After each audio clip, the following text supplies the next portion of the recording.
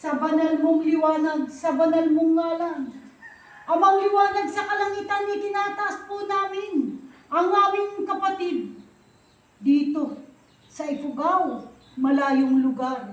Naririto ang bilang isang magnito mo, ang pagtanggap sa kanyang tunay na ngalan ay ang pagkawala ng iyong kalakasan upang matanggap mo ang liwanag na siyang paparoon. Tanggapin mo ang amang liwanag sa kalangitan bilang isang magnito sapagkat ang kalakasan sa iyo ay mawawala. Matapsukan, tanggapin. Tanggap na. Magandang kaliwanagan namang liwanag sa kalangitan. Amang Jesus sa kalangitan, naririto ang iyong anak sa kanyang pagtanggap bilang isang magnito.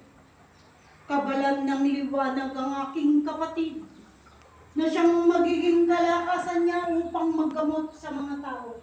Nangangailangan magligtas ng napakaraming tao na kanyang babahaginan. Ang kalakasang nawala ay siyang babalik muli mas higit.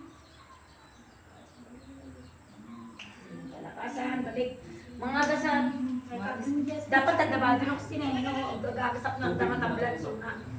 Ang nga tablan, luray niya. Painumin ka ng pa. Ay, painumin mo pala sila ng tubig siya. Puno pa ako. Ang dati ka kapag gawa tayo talaga.